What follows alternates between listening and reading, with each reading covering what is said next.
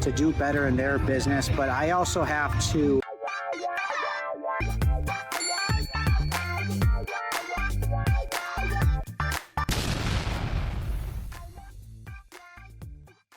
wholesaling basics. This is what we expect to learn. And this is what is wholesaling. Okay. Sorry about that, you guys. All right. So essentially, this is what wholesaling is. Wholesaling is where I'm going to repeat this. Sorry about that. I forgot to hit record.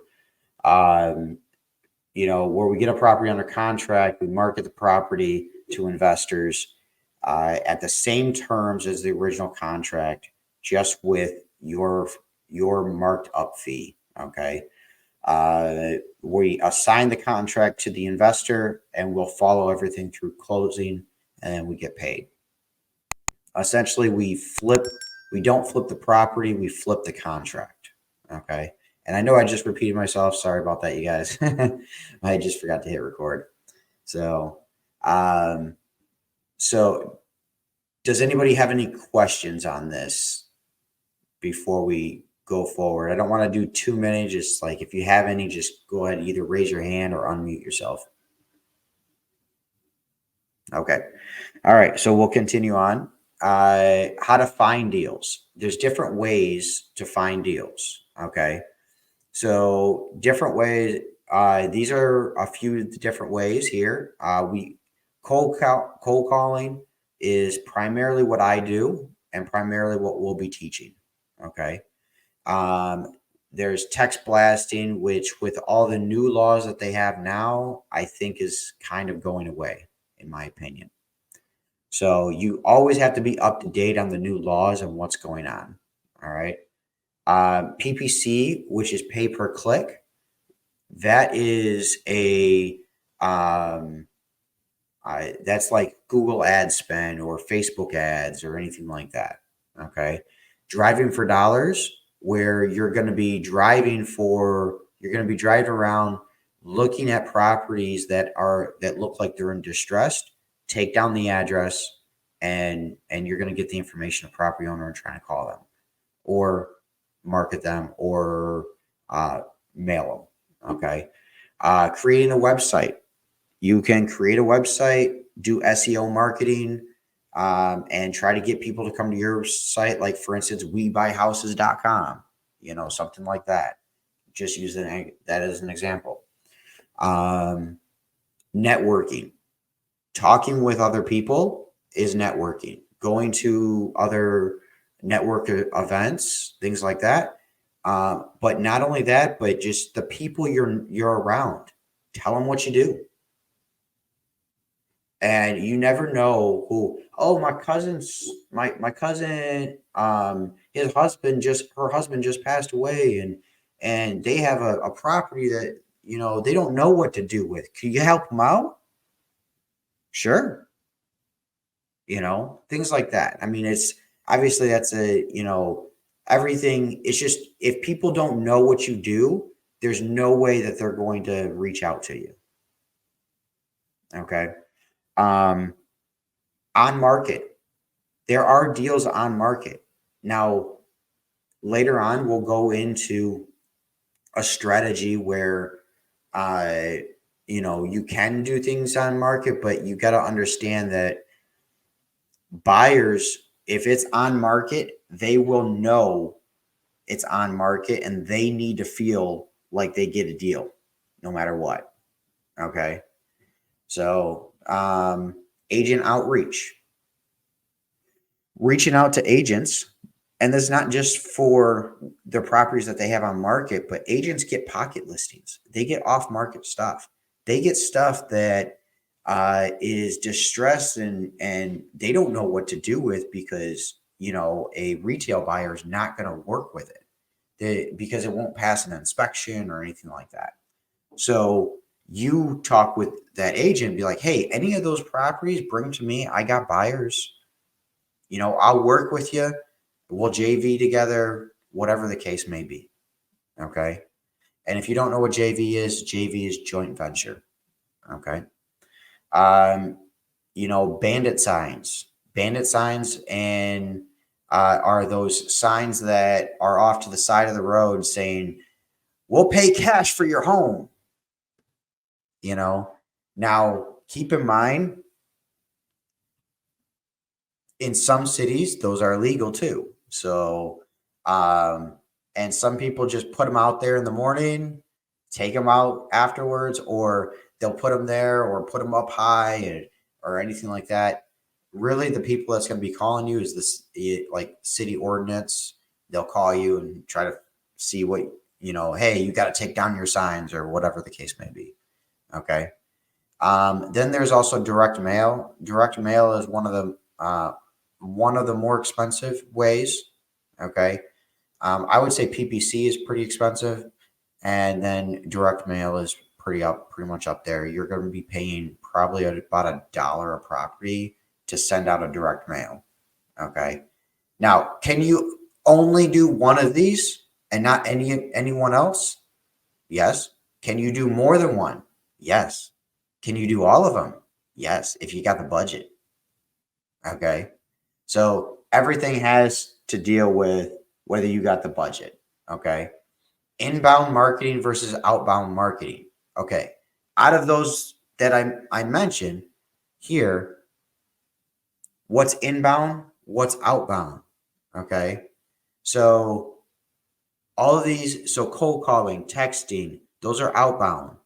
Pay-per-click is inbound, because guess what? People are coming to you, and when they come to you, they're more motivated. Okay. So even though it costs more to do that, it's because those leads are a little bit more lucrative, and a lot of times you can actually make a little bit more money off of them. Okay. Driving for dollars is outbound. Creating a website is inbound, same way as PPC. Networking, and I say networking is inbound because, yes, you are going out and networking with other people, but what happens when you hand out your business card, okay, and all of a sudden you get a call from somebody, "Hey, I just thought of you. I got this property over in 123 Main Street. You think you'd be interested?" Or blah, blah. That's a sort of inbound marketing. Okay. So it's a little bit of both. Networking is a little bit of both outbound and inbound. On market is outbound. Agent outreach is outbound. Okay. Bandit signs are inbound because you put the sign in there and they're coming to you. Okay. And the only reason they're coming to you is because they see their sign and they say, "Okay, I have a house to sell. I want to sell it." Direct mail is outbound. Okay. So how to find the deals, the inexpensive ways to find the deals. You ever think Facebook Marketplace has deals on it? Craigslist, door knocking, driving for dollars, and networking. Those are really the inexpensive ways. Okay. Inexpensive / free. Okay. Facebook Marketplace and Craigslist, you're going to get a lot of other wholesalers. Okay. But you'll get homeowners as well. And one thing I would also look at is the for rent section. The for rent section in Facebook Marketplace and Craigslist, if you look at the property and it's like, it's older, it's not upkept, it's not like more modern or anything like that, and you give the owner a call and be like, "Hey, I know you posted this up for rent, but I was just curious, would you be interested in selling?" What's the worst thing they can do is they say no. So that's one of the inexpensive ways there.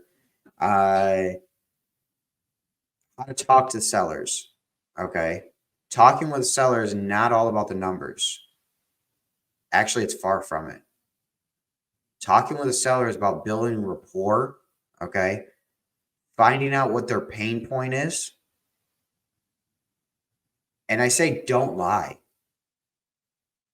As a wholesaler, everyone thinks as a wholesaler, you have to lie in order to let them, to get it under contract. Okay. Now, I say some things that may not be right for right now. Like, for instance, one of my sayings is, yeah, we do 3 different strategies. I may not know what strategy I'm going for right now. Okay. But we fix and flip, we buy and hold. And, this other strategy we do is I work with a ton of other investors where I may pass it along to them. But either way, you're going to get exactly what we promise you. Okay. And you'll get exactly what you promise you. And I'll be working with you the whole time, no matter what. And I was like, would that bother you if I did that? No, their response would be, no, as long as I get paid, I get what you promised me, right? They don't care. So now, do I own properties? Do I flip properties? No, I don't. So did I have a little bit of a fib there?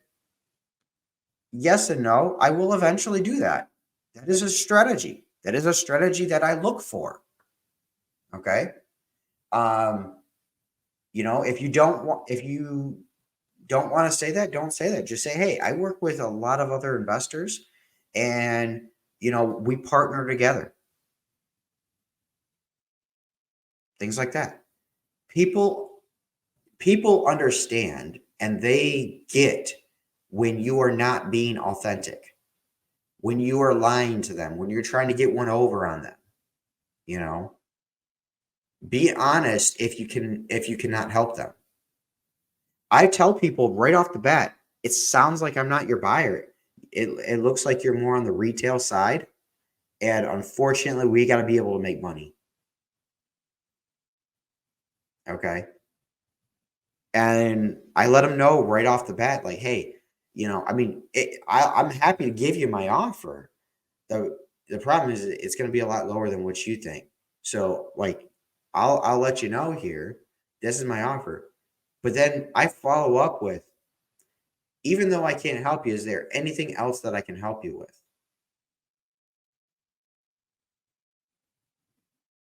You need any recommendation? You know what? Like I said, this is probably going on the market. Do you have a realtor? I know some really good realtors in the area, and I can set you up with one. Would you like me to give them your information? Now, if they say yes, this is what you do: is you literally you get a realtor, you work out with them, maybe a referral fee or a marketing fee, whatever that is, and you pass along the information. Now, 1 out of every 10 of those will actually go through. I'm going to be honest with you. Okay. But at least you're trying to help the homeowner. Okay. We're here to find deals. We're not here to create deals. Okay. And be creative and see if they would be interested. And what I mean by that is before you pass it along to the retail side, say, hey, you know what?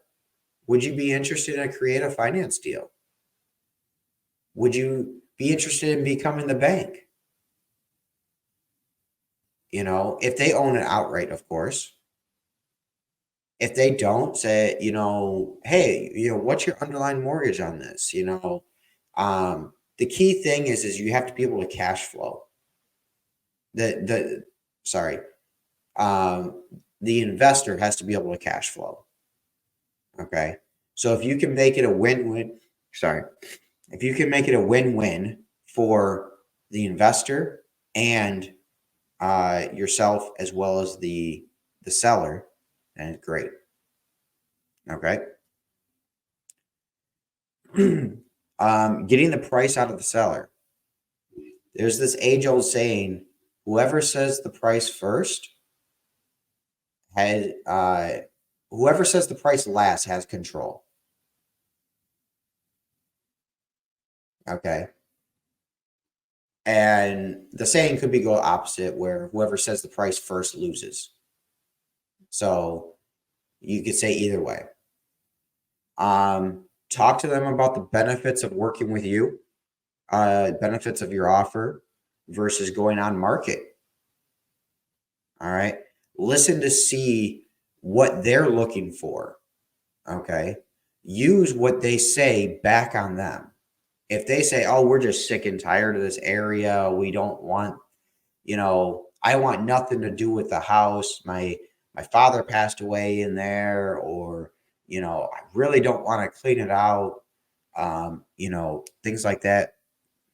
Then use that back to her. Listen, hey, I completely understand. This is what we can do. This is in my offer. You take anything that you want and leave anything you don't want. Okay. So if you leave anything you don't want, you don't have to worry about getting a dumpster. You don't have to worry about cleaning the house out. You don't have to worry about any of that. Just take what is valuable to you, memories, things like that, and walk away, and we'll take care of the rest. Do you think they're going to do that on market? No. A realtor is going to come in. Okay, you got to clean this out. You got to do this, fix that, and we'll be able to get top dollar out of it. All right. Use examples of comps in your area. So as you're comping, I want you to write down things that would support your offer. For instance, not only you're looking up the ARV, but you're looking up the current value or what somebody who pays cash for it in that area, and use those to benefit your offer. Okay. And, honestly, use those before you even make the offer. That helps support your offer. If you use that, if you start bringing that up in the beginning, and then present your offer, they're being educated more. They're not going to snap back at you. Oh, no, I would never do that. That's a lowball offer. I can't believe it. Click. No. They're okay. Well, based on what you just said, yeah, I mean, that makes sense.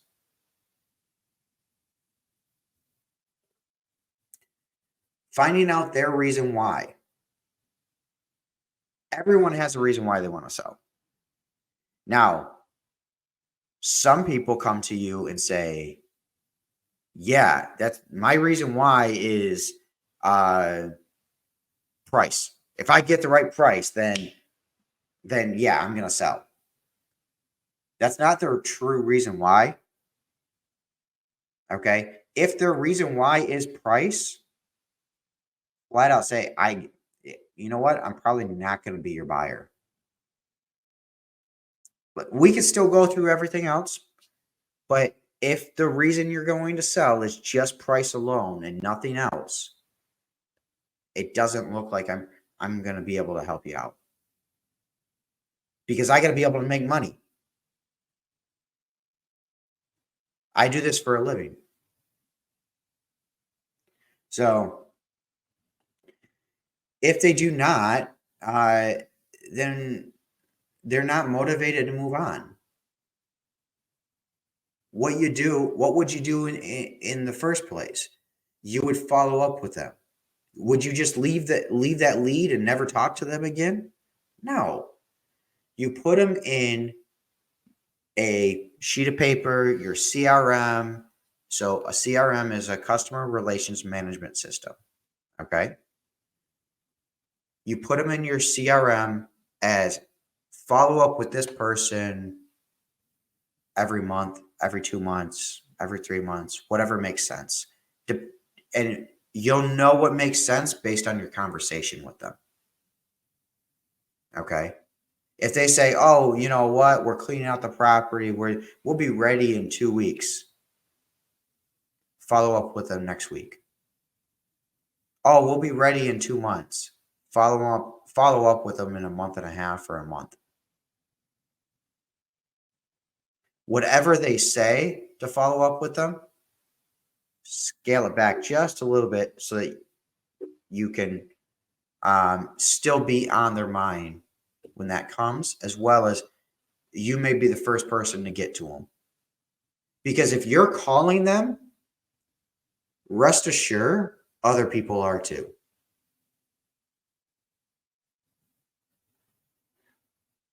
The last thing is with this is find a solution to their problem that you can help them with. Now, obviously, the problem here is they want to get rid of the house, or it may not even be the house, but they may be sick and tired of it.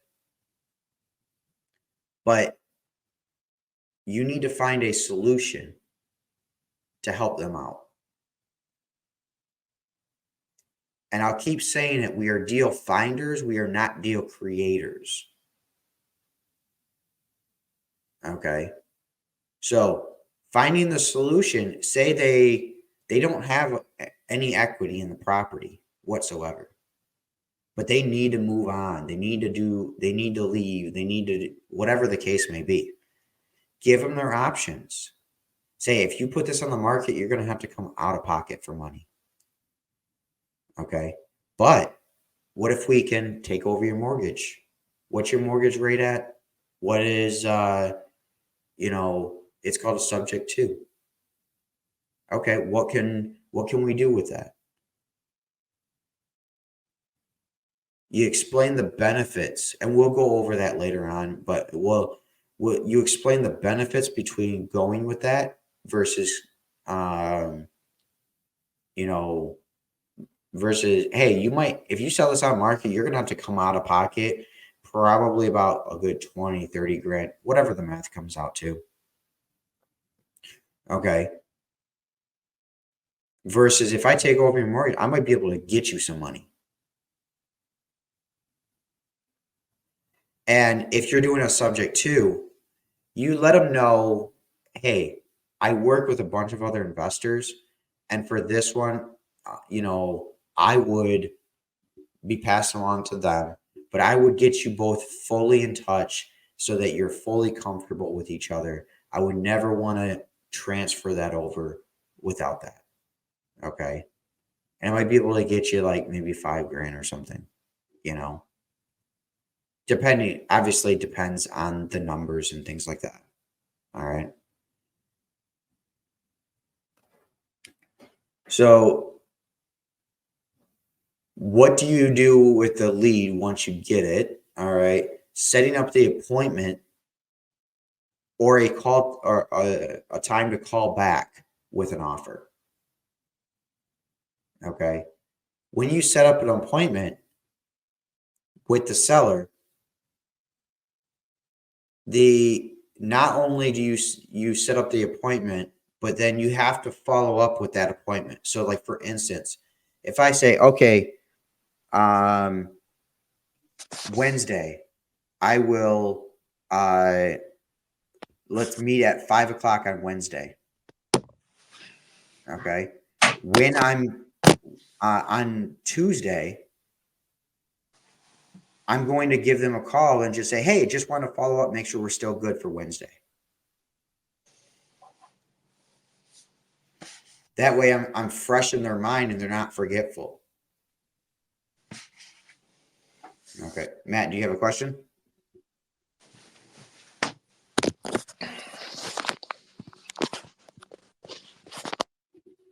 No. Okay. I have a quick question. I put it in the chat. I don't know if you've seen it, but is there any like seller issue that you should actually avoid, or just anything that you should probably just kind of be wary of when speaking to sellers? What do you mean? Like, for example, I know we should mostly be just looking for solutions, but if anyone's willing to sell, should we just take it, or is there besides price and maybe just them kind of wanting too much for it that you don't really get to make it a deal? But is there any other circumstances where you wouldn't want to take on that? So, like for instance, going through probate, going through any type of other situations that you don't know how to handle, I always would say I would never sit there and say I'm not going to take this on. What I would do is I would reach into my network and try to partner up with somebody who's done that before. Okay. And still try to help out the seller. Where things don't work and where you may want to walk away is if the numbers just don't work and you can't sell it to an investor. Okay. Unfortunately, there are times where that happens. Okay. Investors only care about the numbers. Rightfully so. They only care about the money. They want to make money. There's different ways to make money in real estate. Buy and hold, fix and flip. Okay, if you know a property is pretty much only good for buy and hold opportunity, then that's where you need to stay, is buy and hold investors. And you advertise it, you put it in your advertising as such. You know, if you're virtual, everyone has their own process on how to get photos. But setting it when you get the appointment, that's when you need to get the photos, get video, overtake photos, or do video. Okay. Do everything that you can in order to understand, because that might be the only time that you're in that property. So what I like to do is I like to make sure that no matter what happens, I'm in that, like I'm getting as much as I can in that property. Okay. I'm documenting everything so that I can take everything that I've taken, the photos, the video, I can take it to a contractor and say, give me a rough estimate on what you would charge to get the property to the state of, say, this comp. Randy, you might talk about this in a later week here, but do you have a checklist for us going through the properties to, make sure that we took a photo of everything that's noteworthy to investors? So we will cover that. We'll actually later on in the week, we're actually going to all get together at some point, and I want to go through a mock appointment. Okay. And take photos and do all of that. So that will be coming. Okay. But I don't have a checklist at the moment, but think of it like this. You're walking through a property. I'm taking pictures as I'm walking through the property. Okay. As well as if I see something that an investor is going to be concerned about, I don't try to hide it. I focus on it. Okay. If I know what a contractor is going to come back and say, hey, I need to know whether this is load bearing to be able to take it out. Well, guess what I'm going to do? I'm going to concentrate in the basement, and I'm going to make sure they have pictures of the beams and which way they go and so on and so forth. Okay. So same thing with the air ducts and the flooring and whether they can refinish it or they'll just go over top of it, things like that. Now, you don't know all of that. That's perfectly fine, but that's why we'll go through this and we'll practice all of that. Okay. That's actually one of the reasons why I chose you guys, because you guys are all local. So, all right. So also establish a renovation cost. Okay. Establishing a renovation cost based on the photos on what you think that it's going to cost to renovate the property. There are a few different things and a few different ways you can do the renovation. I go based on experience because I've been doing this for a while. But one thing you can do is ask your buyers. And then based on that, properties moving forward, you can kind of get the same idea. Okay. I do have a deal calculator that I will be giving to you guys. Okay. And on there in the section for the rehab estimator, there's if it's light, medium, or heavy, you can type in the price per square foot. Right now I have it for, I think, 25 for light, 35 for medium, and 45 for heavy. You type in the square foot of a house, and then it will automatically calculate whether you choose light, medium, or heavy. Okay. So it's a starting point. It's a rough idea. But what constitutes as light? What constitutes as medium? What constitutes as heavy? Everyone's going to be based on their own thing. Cosmetic rehab is light. Okay. Medium rehab is where you're replacing every single cosmetic in the dang house. Okay. We are not moving walls or anything like that. Okay. But you got to repaint the whole house. You're replacing everything in the house. Okay. And then heavy rehab is where you're going to have to reconfigure some stuff, maybe some foundation issues, things like that. The roof needs to be done. The more expensive stuff that needs to get done, the higher on that priority is, whether it's heavy, medium, or light. All right.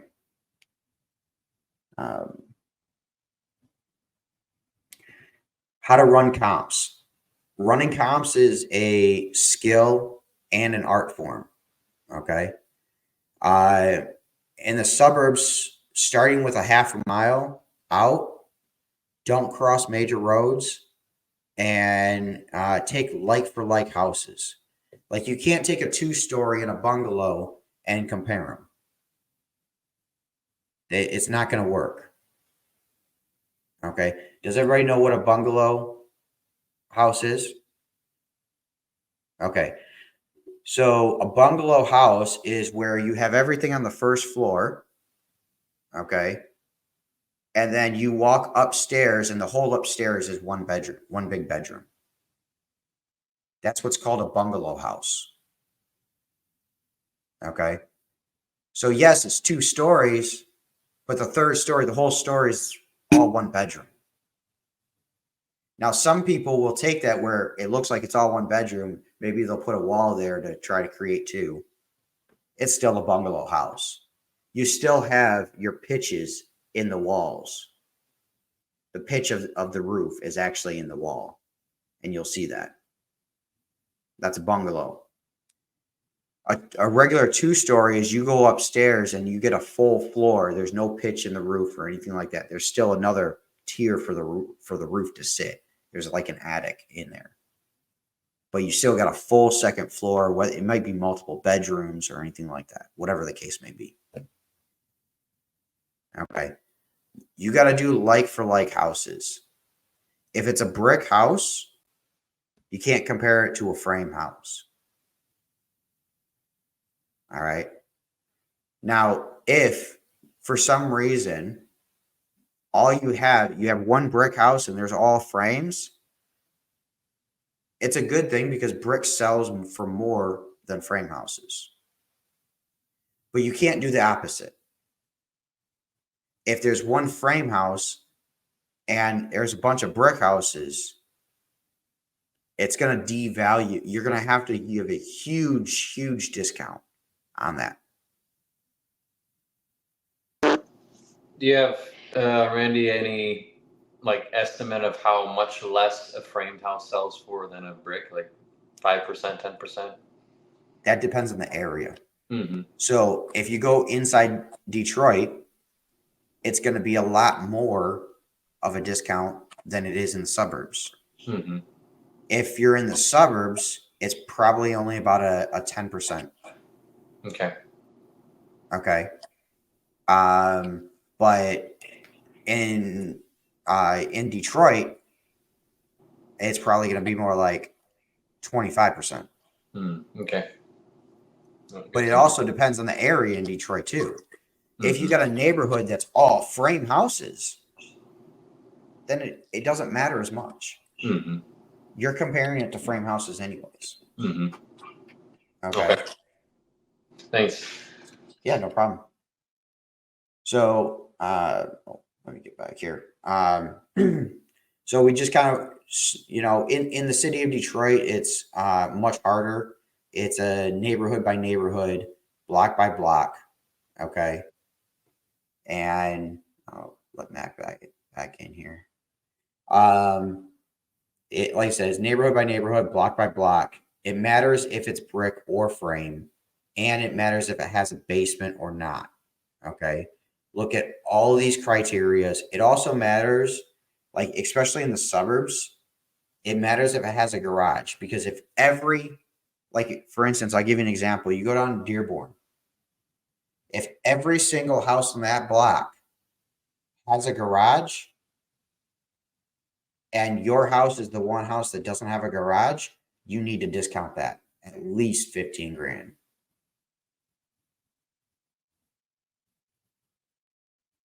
Okay.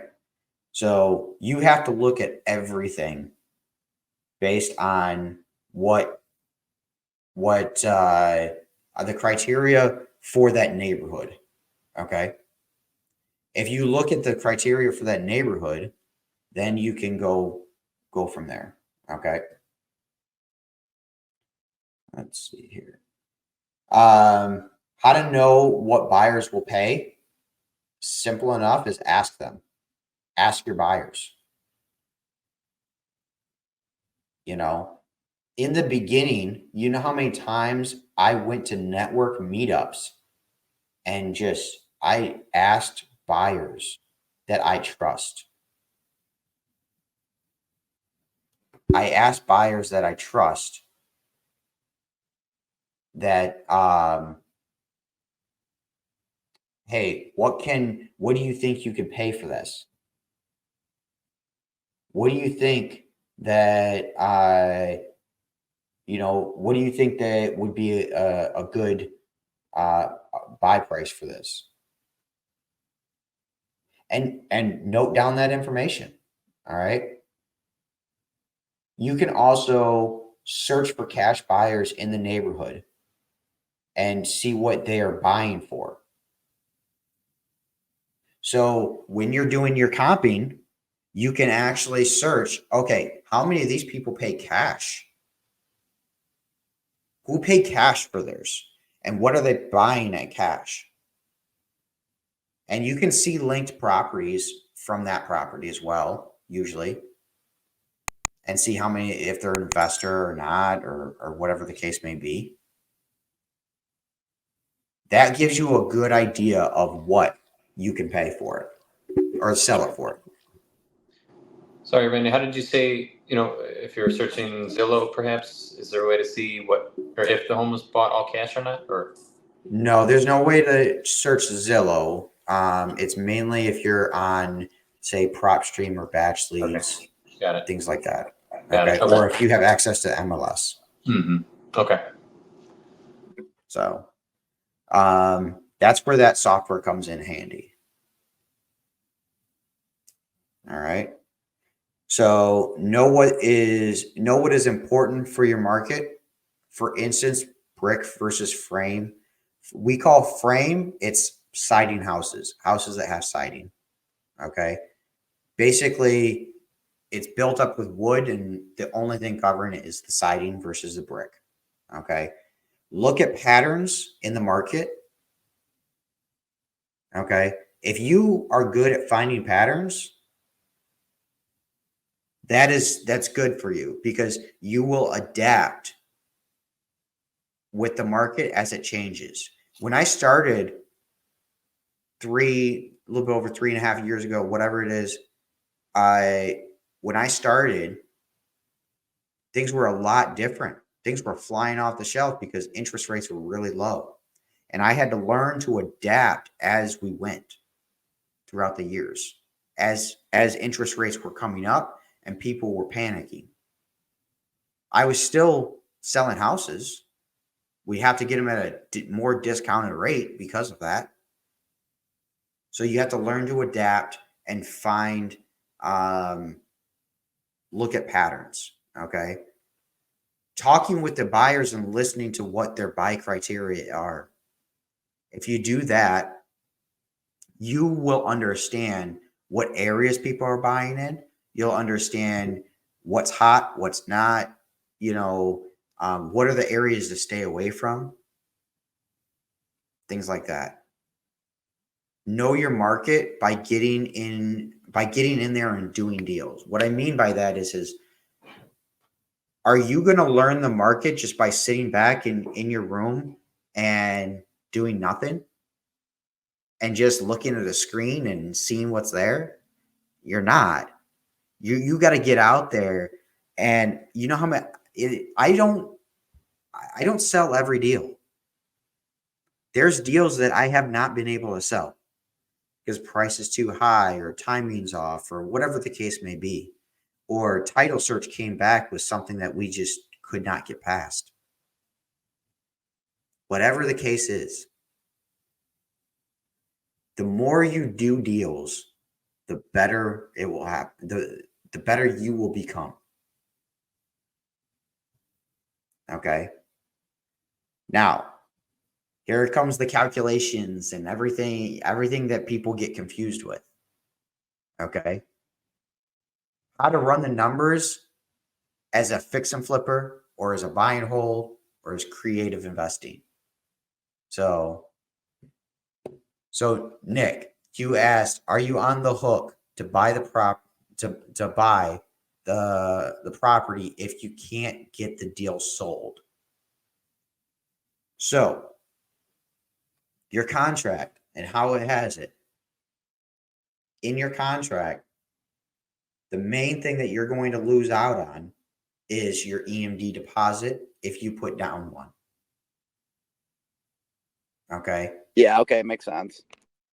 Thanks. So, yeah, that's no problem.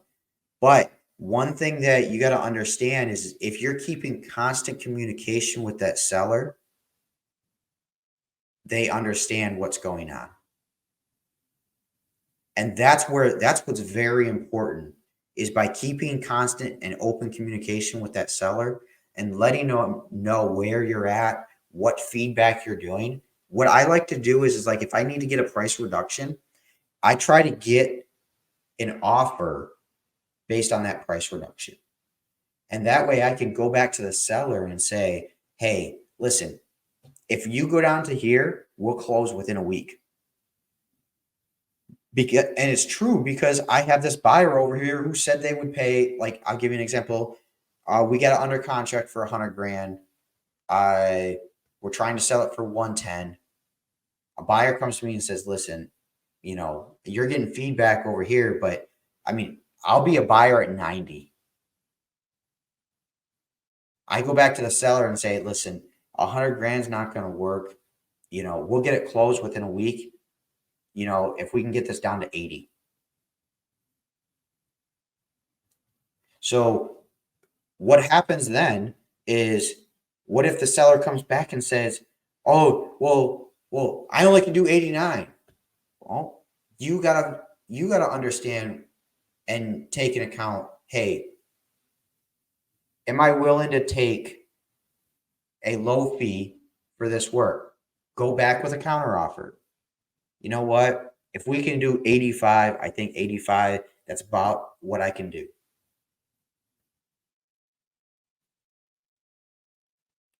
More likely they'll say yes, or they'll say, no, I gotta have this.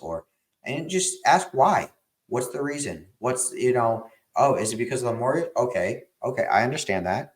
Then you gotta understand or go back to the buyer and say, hey, listen, I know you said 90, but can you come up just a little bit and go to 92? And you're working both sides. That's negotiating. You know, you just got to be happy with whatever fee that you get. Everyone says, I want to make 10 grand. Sometimes you're only going to make 2. And sometimes you're only going to make 1. And sometimes you'll make 50. Every deal is different. There's no standard fee. So, yes, I try for 10. I try for 20. But I only can do so much. Same thing with you guys. So, for a fix and flip, you take the ARV, what you calculated ARV was, you times it by 70%, 0.7. You multiply it by 0.7. That gives you your number. So we'll use round numbers, for example, $100,000, you times it by 0.7, you're going to get $70,000. Then say it needs about 20 grand worth of work, you're going to subtract that 20 grand. So now you're going to subtract your wholesale fee. How much do I want to make? Do I want to make 10 grand? Do I want to make 20 grand? Do I want to make? And this is where getting the number out of them first comes in handy. Because you don't want to be the one throwing out numbers first. You want them to be throwing out the number. If they say, well, I got to get 40 grand out of it. Okay. Are you happy with making 10 grand if you can sell it for 50? Right. Okay. That's a great fix and flip. Okay. Now, if it works for a fix and flip opportunity, it's going to work for a buy and hold. But buy and holds don't always work for a fix and flip. Keep that in mind.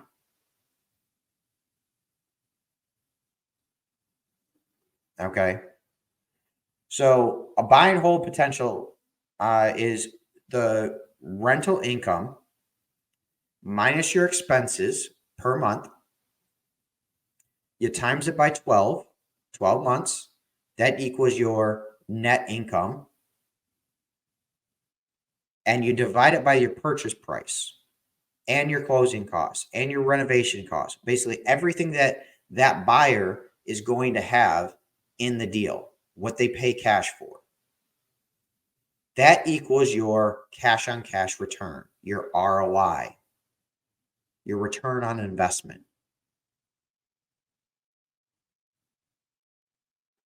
Okay. So when somebody says, I need a 12% ROI or a 12% cash on cash return, that's what they're talking about. Okay. Sometimes the numbers don't work and you need to get creative. What does creative mean? Okay.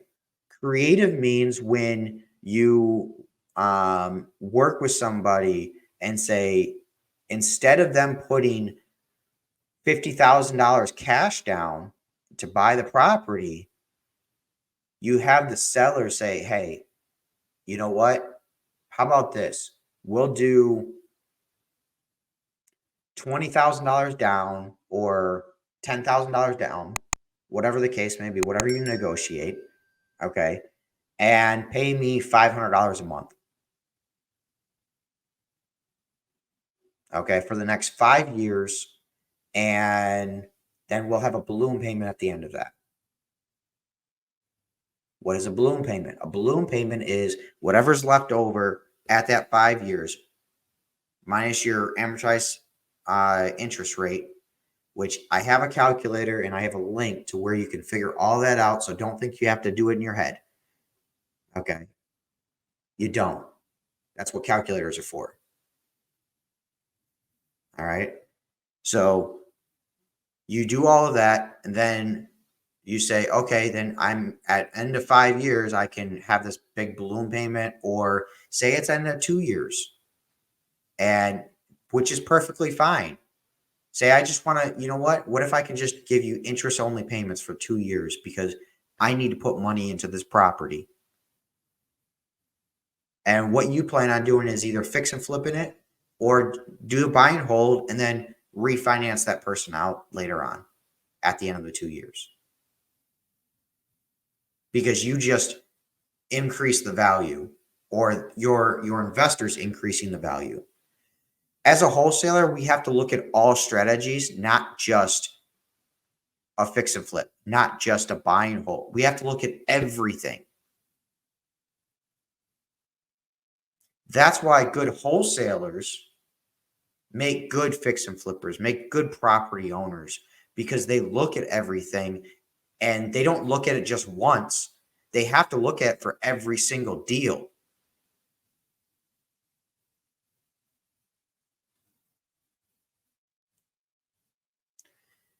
Finding out what the buyer wants as far as an ROI, a return on investment. Okay. Again, ask them. It's a simple, you're having conversations. I have buyers right now that I could pick up on my phone, okay, and I can give them a call and I can ask them any questions I want. Do you know why buyers will talk to you? Because they don't want to market. They want the deals. And they want you to bring in the deals at their price. So if you don't bring them at their, if they don't talk to you, you're not gonna price them right. And they know that. So they're going to be open with you and they're going to tell you, hey, this is what I need. This is my formula. This is, I need to get them here. Now you look at, and they'll be like, well, there's exceptions and there's this and there's that. But no, you're going to look at that. All right. The more you get to know your buyers, the way your buyers think, the better wholesaler you become. Okay. You really don't, you really know what they will pay by having experience and working with other buyers.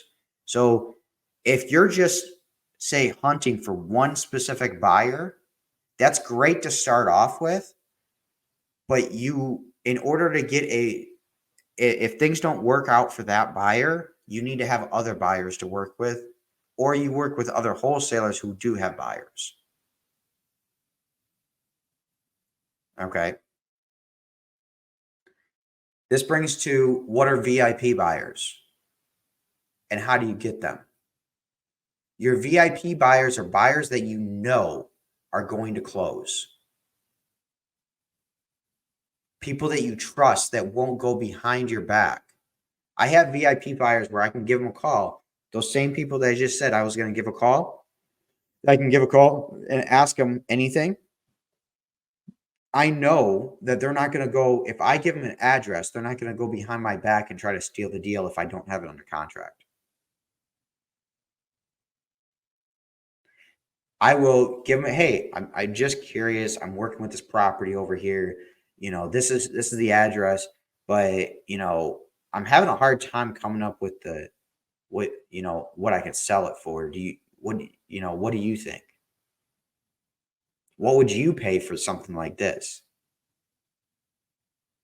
And I give them all the information. Hey, this is what the seller, told me as far as what's wrong with the property. Obviously, I got to walk through it and make sure.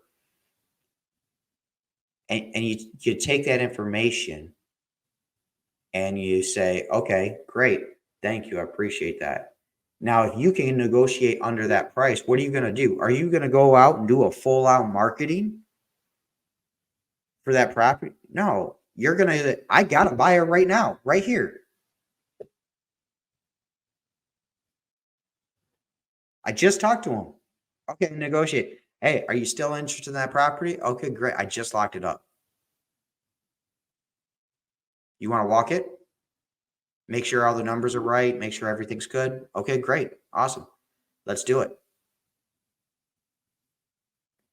You network with other people and doing deals by doing deals with other people as well. Okay. Build trust with people. How to find a good title company. Ask other wholesalers. ask your buyers. Buyers have specific, especially if they do multiple deals, they have certain title companies that they stay with, that they want to do business with. By asking them, okay, that's what you can see who's a friendly title company, title friendly or investor friendly title company. Okay. I just saw it, Tara, you said, what's a good way to get potential rental income? Okay. By asking the seller. If they're renting it out currently, you need the rental income. You need what's called the, sorry,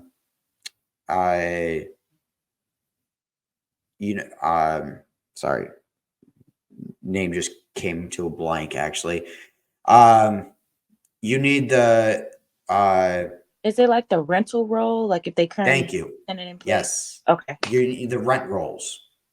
Okay. For that is the rent rolls for, and that's going to tell whether they're on time or not too. The tenant's on time, because that's important to an investor. If the current tenant is paying on time, they'll more likely to be able to take over that tenant. Okay. Now, if it's vacant and what your potential income could go, there's a sites, Zillow, you can get what Zillow thinks the rent should be. But there's also, it's called a rentometer.com. Okay. Rentometer.com. There's so many per month you can do for free.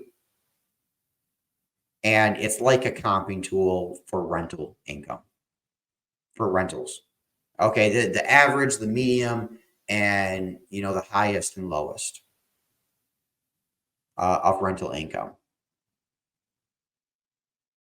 So that's for the potential rental income. Getting back to the title company, also by networking with other investors at real estate meetups. Okay. How to talk with them. Ask them if they do assignment contracts. Do they work with wholesalers? And what is their process to start title? Okay. It's very important whether they do these things or not. One title company, they may only deal with really retail people. They don't know how to do any of this. A title company can make or break a deal. So you got to have a good one. I have different ones that I recommend, but it just like I use different ones for different areas. So the process and what should I tell the seller and what should I tell the buyer? As the process begins, keep an open communication with the seller and the buyer.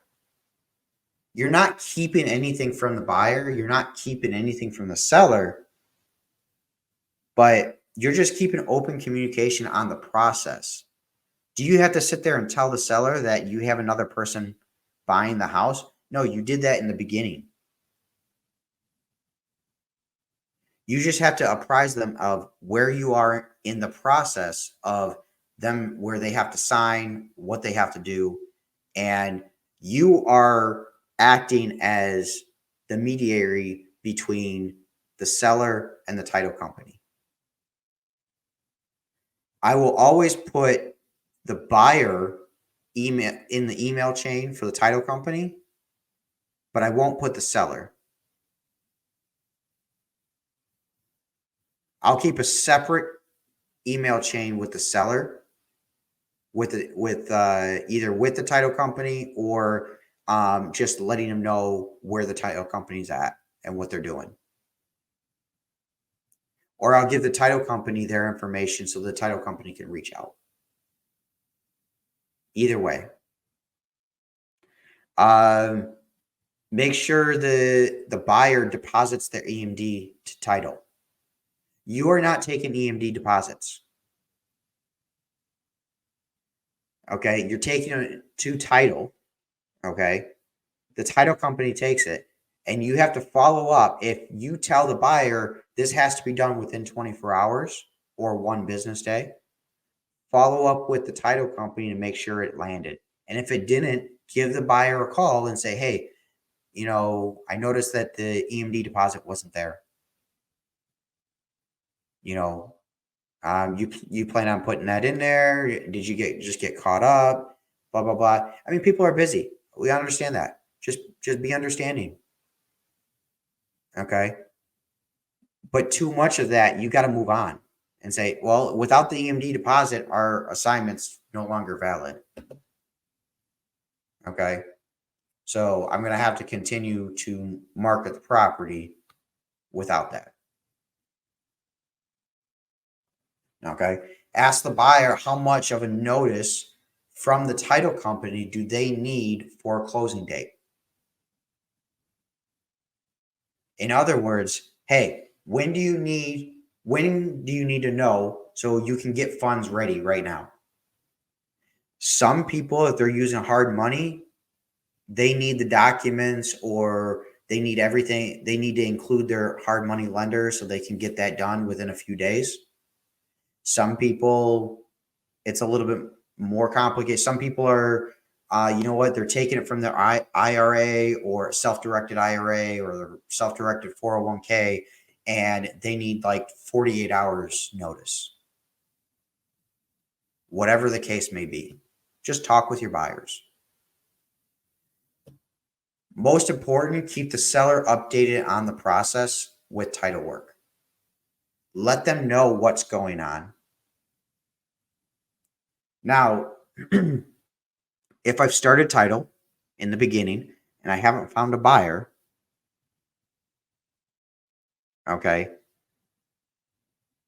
am I going to tell the seller, hey, I just haven't found a buyer yet, this and that? What I'm going to do is I'm going to blame it a little bit on the title company and say, hey, the title company is still processing. It's just going to take a little bit longer. Okay. But the more you keep the seller updated, the less they feel like they're getting scammed. You never want the seller feel like they're getting scammed. Okay. Make sure the seller sees the closing documents and not the buyer closing documents. So a good title company will have separate closing documents for the seller and a separate document for the buyer. There's a reason for that. Okay. On the buyer's documents, it has everything, including your fee. On the seller's documents, it has everything except for your fee. The seller doesn't need to know your fee. A good title company does that. Okay. And then how do you get paid? Title company should pay you. That fee that is on the closing documents, that's what you're going to be getting paid. So whatever that says is exactly what you're going to get. That would be wired to you. It'll be in a form of a check, however you want to receive it. Okay. It's your assignment fee. And this is something that you should always be looking at the documents for. Okay. I always have to make sure I follow up with the title company and the seller and everything that all the documents are correct and make sure we're good to close. Okay. Because I'm not at closing at all. Okay. I make sure everyone signs by keeping them apprised, by communicating with them, and make sure everything's funded by communicating with title. I talk with title. Hey, is everything funded? Everything good? Great. Because there's been situations where they sign all documents, but funding didn't come in until, say, later that day. and then the seller gets their check after, because the seller won't be able to get paid until funding is at title company. That's most important. You want to make sure the seller gets paid. Otherwise, they are throwing a fit. Rightfully so. They don't want to sign documents until they get paid. Creating a relationship. Okay, creating relationships by doing, we're almost at the end, by the way. All right. By doing this deal, you have created a new relationship with the title company. You've created a relationship with the buyer. You've even created a relationship with the seller. You know how many sellers I've come by and said, you've done a great job, and they've recommended me to their friends. My friend is about to sell their house. You know, I gave him your name and number. You know, you did a really good job with me. Follow up with all of these relationships to help you do more deals.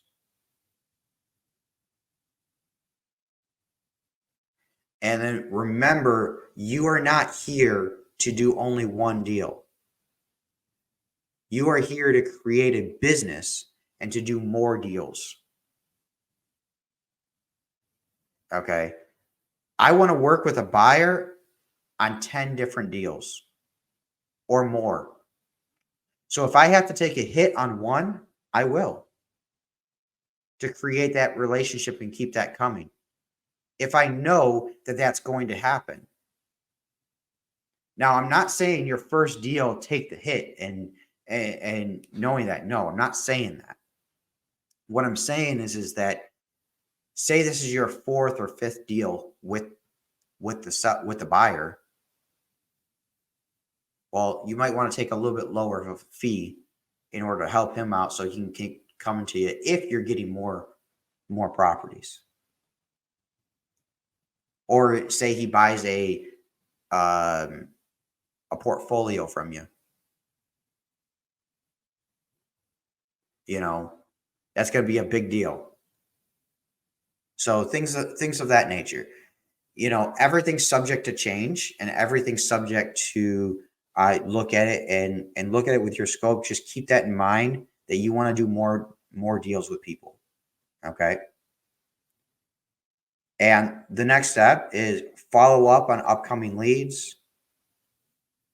But don't forget to follow up with the people you've already done deals with for recommendations for the sellers, for recommendations for the buyers, things like that.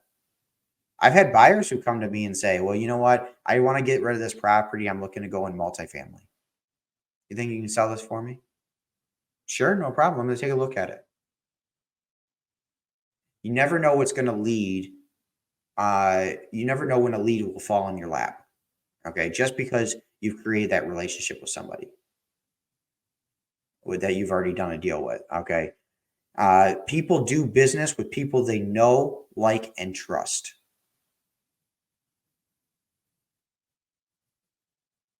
Okay, and then you just rinse and repeat. So before I go on to the next, does anybody have any questions? I do. You Yep. spoke about situation where you may have to put down the EMD deposit. What are the situations where you would need to do that? So sometimes, so for yourself, you may need to, depends on how you negotiate the deal. Okay. Sometimes you negotiate the deal where you don't have any EMD for the seller, for between you and the seller. Okay.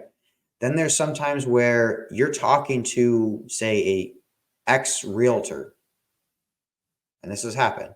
You're talking to an ex-realtor, and that's exactly what they care about. They care about the EMD. Well, you're going to have to pony up some money for the EMD. Okay. So whether it be, I just try out for $100 and see, or $10. All right. Then if you're talking about the EMD for the buyer's side, that's a completely different story. My buyers, so normally if it's a buyer that I've never worked with before, I say the EMD deposit is $2,500. I don't care if the property is 10 grand. It's $2,500 so that I know you're serious. But if I've worked with them before and I know that they're going to close, I may reduce that down to $1,000. And where you're going to get more requests for EMD and you really won't be able to negotiate that is if you work with on-market properties. Okay.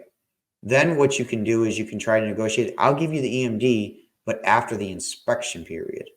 So that way, when I give you the EMD, it's going to be hard and there's no reason for me to take it back. Now, what you try to do is you try to find the buyer in between the inspection period and the buyer puts down the EMD for you and you don't have to worry about that. It's all about how you negotiate things.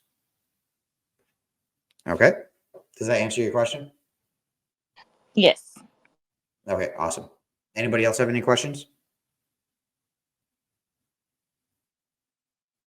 Okay. So we're going to go to homework.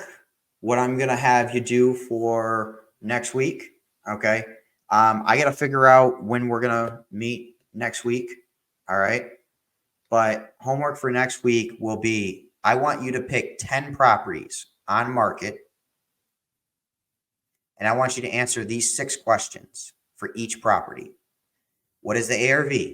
What is the current value? What would an investor pay for it? How much is the estimated repair?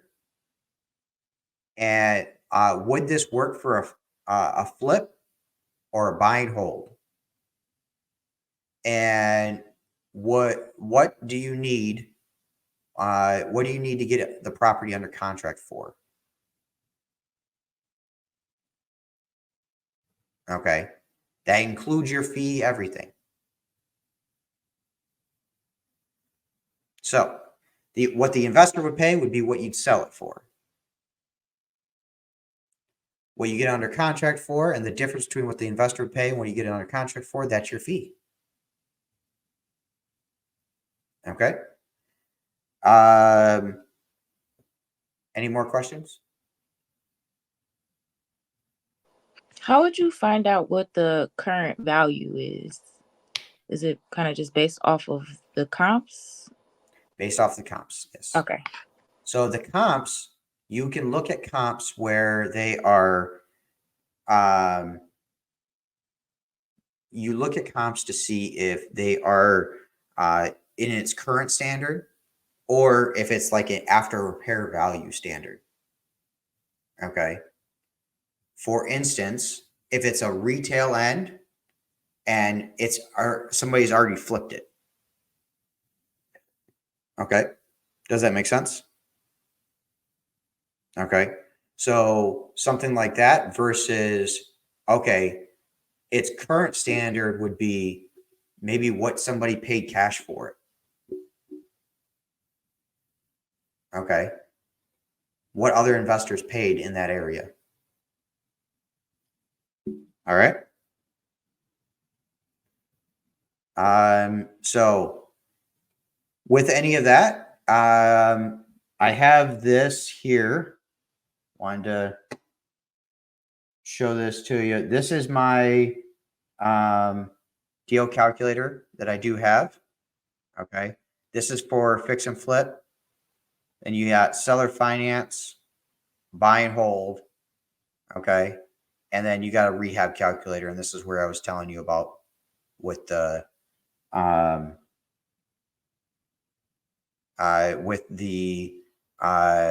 square footage of the house. Okay. So what I'm going to do is I will leave a link to the PowerPoint presentation and to this investor calculator. If I give you the link to this investor calculator, feel free to save it to your drive. Okay. I'm going to put it in the group chat and we'll go from there. All right. One additional question: is there any like software that you recommend that we need like right away to maybe just do the homework, or just in general that we should just be getting? So to do the homework, you can do it the free way, and you can do it Zillow, Redfin. You won't be able to see who paid cash. Okay. But if you do want to get started, okay, I would recommend you get at least a service called Batch Leads. Okay. You can also do Propstream as well. Okay. Either one would be good. Last Monday, I did a live on my YouTube channel on how to do batch leads and how to search on there for different lists, things like that. So you can always put the address in there. Kind of, you can look up the comps, the comparables, things like that. So I'll put the link in the group chat for both of those. I do have an affiliate link for both of them. Okay. So feel free to use those. But yeah, we'll go from there.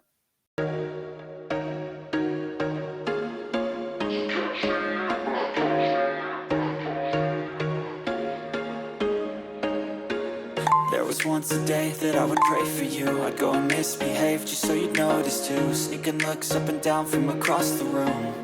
And damn, what a hell of a view. I